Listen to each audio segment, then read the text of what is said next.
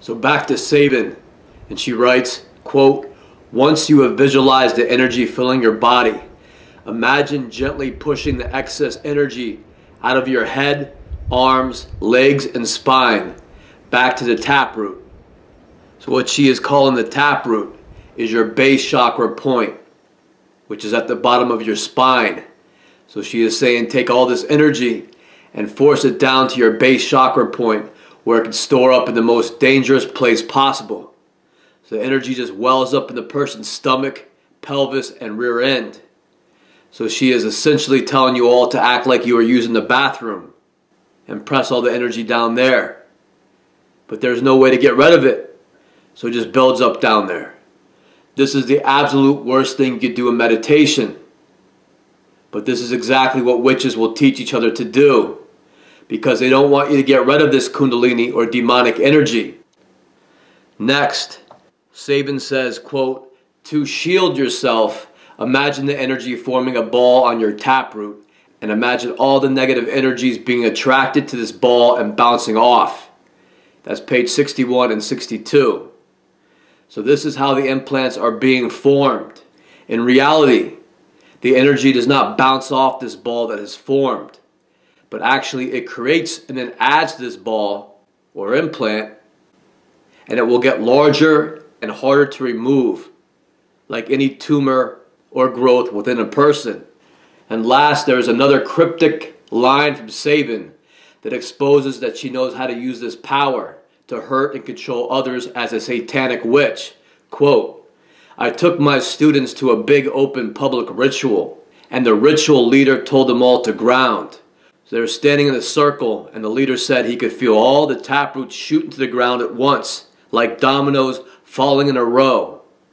And I knew that some of the other ritual participants who were not in our group could feel it too, with some of the funny looks they gave us." End quote. So there's a very specific reason they are doing this. They all push down on their implants that are formed at their base chakra point or anywhere else in their body. They know where they are and they can put pressure on it, because the military utilizes the radio frequency energy spectrum to link their implants with other people's implants. People, like she said, who are not in their group. And this causes tremendous pain. They could use these implants to choke people, make it very difficult to breathe, to cause panic, heart attacks, because they're using an alien technology on other people.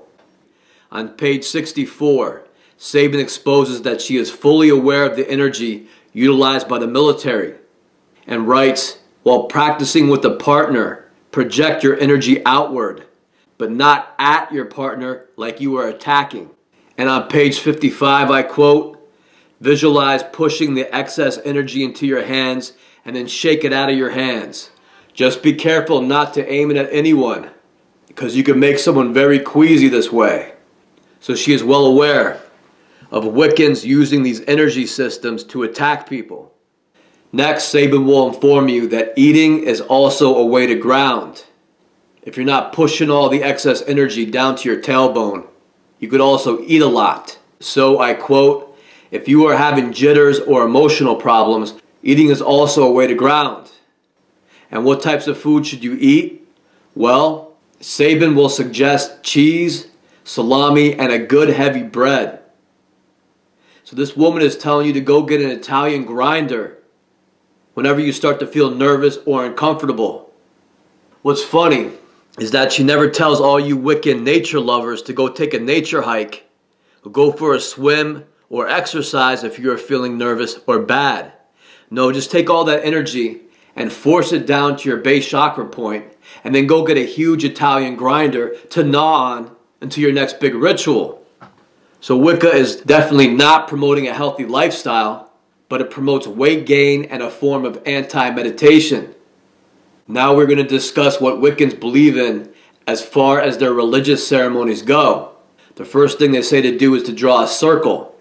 On page 90, Sabin writes, "When they are invoking spirits, ceremonial magicians may stand inside the circle for protection of whatever they are calling up.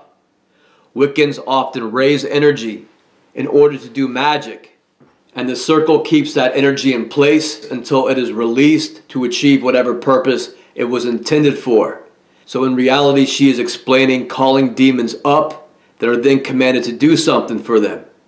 And the Wiccans understand as part of their religion that demonic aliens will do whatever the coven wants in return for human sacrifice. She goes on to state that Wiccans need circles whenever they are going to do a ritual that involves the worship of gods, and that the circle could be drawn with paint or carved into the ground or made with a circle of rocks. She states that some circles have symbols drawn in or around them, and some circles are just drawn with energy, like imaginary lines. So she says they start in the east and draw the circle clockwise. Then they often cut the circle into 4 quarters, I guess with an X. And the north stands for earth, the east stands for air, the south stands for fire, and the west stands for water. And for each of the elements, Wiccans have spirits associated with them. And air spirits are called sylphs, earth spirits are called gnomes, fire spirits are called salamanders, and water spirits are called undines. And she writes on page 107 that a pentagram within the circle represents the 4 elements and the spirit bound by a magic circle. Next, Sabin describes some of the Wiccan tools or objects that are needed on their altars. According to Sabin, the most important Wiccan tool is a double-edged ritual knife known as the athame. And I quote her on page 139 of Wicca For Beginners, quote, "Some traditions hold that if a Wiccan ritual knife ever draws blood, it must be destroyed. But this is by no means a universal Wiccan belief." So if you read between the lines, they're saying that sometimes the Wiccan ritual knife is used to draw blood. And if it does, it should be destroyed like any murder weapon. On page 149, Sabin discusses her ritual knife by writing, quote, "I put the athame on the right because I am right-handed, and since it is used a lot in circle, I want it handy." And on page 154, Sabin will tell you, "Real Wiccans know how to take care of their blades." So she sounds like real sleaze to me. The next Wiccan tool is a wand, and it is explained to be a stick about 1 foot long.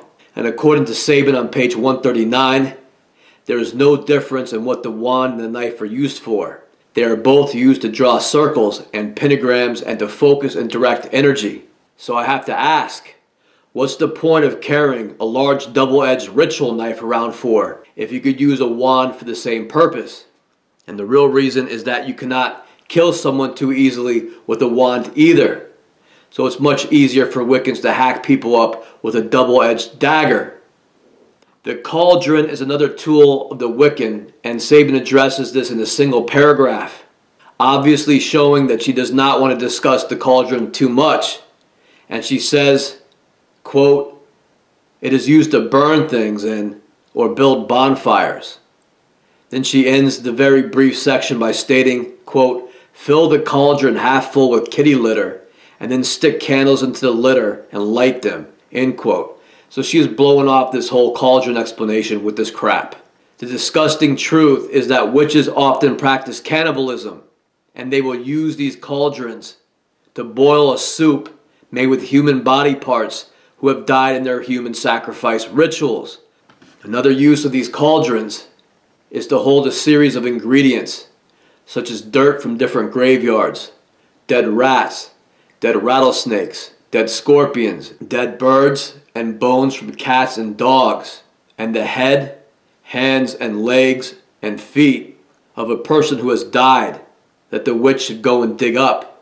So they will keep this cauldron around their property that has rotting body parts in it, and this is supposed to give them magical powers according to the beliefs of Santeria and Palo Mayombe that I will discuss a little later. The next Wiccan tool is the chalice or cup, and Sabin says it should be made usually of wood or metal, and that it is used in rituals such as lowering the ritual knife into the cup to symbolize the union between the god and goddess. What she leaves out is that these chalices are also used for drinking the blood of their victims from, which the Catholic Church also symbolically does in their rituals. They drink the blood of Christ. And other Wiccan tools include the witch's broom, candles, incense, salt, statues, their personal diary, where they write down all the weird and awful shit that took place during their rituals, which they call their Book of Shadows. On page 185, jewelry is a spiritual tool, and wearing it is a way to align with deity. Certain Wiccan traditions have special jewelry that is worn by people of different rank. So my attention goes to the word rank. So again, this is a very organized religion with ranks, and it's not a little grassroots, free-for-all, nature-loving thing that they will try to convince you all to believe. So an example of their ceremonies is on page 187 through 193. And Sabin explains that on a Samhain ritual, an altar with your tool should be placed somewhere and then a circle drawn around it. A candle should be placed in all four directions of their circle, and a carved jack-o'-lantern and a cauldron placed on the west side of the circle. Then the witch will walk around the circle, sprinkling salt water along the perimeter. Next, they'll light incense, and then starting the north, they will go around the circle, stopping at each direction to light a candle and draw a pentagram, invoking the spirits by saying, "Spirits of the north, I call you into my circle." Then, "Spirits of the east, I call you into my circle," etc., etc. Then they walk back to their altar, where there are more candles to light for their gods and ancestors. Then they take some food to honor their ancestors with. They hold it up over their heads like a Catholic priest. They bless it and then divide it into three parts. 1/3 for themselves, 1/3 for the gods, and 1/3 for their ancestors. Then they open the wine and do the same thing with that. So it's much like a Catholic Mass with candles, incense, bread, and wine.